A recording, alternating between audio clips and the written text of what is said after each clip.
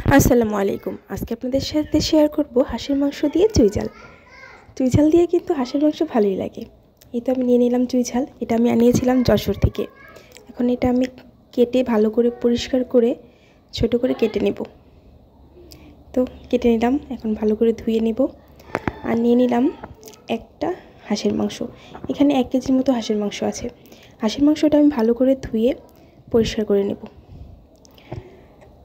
চুই ঝাল দিয়ে হাঁসের মাংস কিন্তু গরুর মাংসের মতোই মজা লাগে। এই তো একটা প্যানে এখন পরিমাণ মতো তেল দিয়ে নিব। হাঁস থেকে যেহেতু তেল উঠে, তাই তেলটা একটু কমিয়ে দিলাম। এখন দিয়ে দিব পেঁয়াজ কুচো।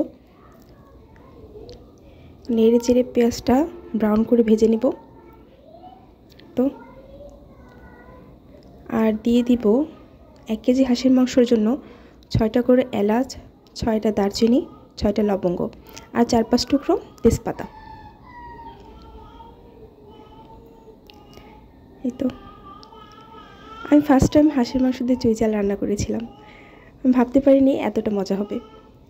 তো পেঁয়াজ প্রায় ব্রাউন কালার হয়ে এসেছে। এখন দিয়ে দিব আদা রসুন বাটা। হাঁসের মাংসের জন্য 1 টেবিল চামচ আদা আর 1 টেবিল চামচ রসুন দিয়ে দিব। হাঁসের মাংস আর গরুর মাংসতে আদা রসুন বাটা সমান সমান দিতে হয়, এতে করে টেস্টটা খুব ভালো আসে।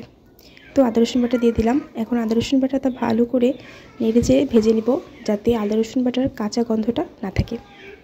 এখন পানি দিয়ে দিলাম আর দিয়ে দিব 1 টেবিল চামচ হলুদ গুঁড়ো আর 2 টেবিল চামচ মরিচ গুঁড়ো। ঝালটা আপনাদের টেস্ট অনুযায়ী চাইলে একটু বাড়িয়ে কমিয়ে দিতে পারেন।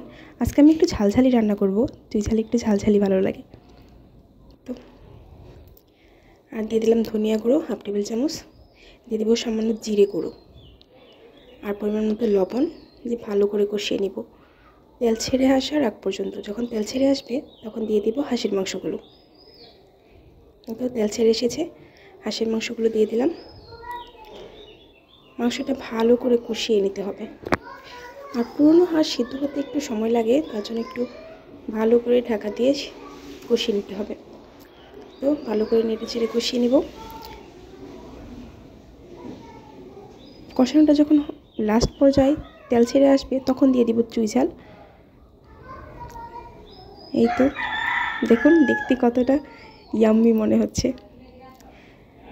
এখন দিয়ে দিব চুই ঝালগুলো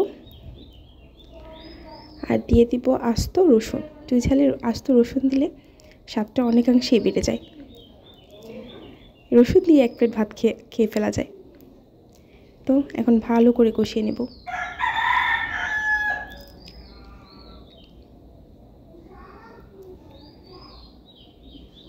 আপনারাও কিন্তু বাসায় ট্রাই করবেন আর আমাকে জানাবেন চুই ঝাল দিয়ে হাঁসের মাংস কেমন হয় খেতে।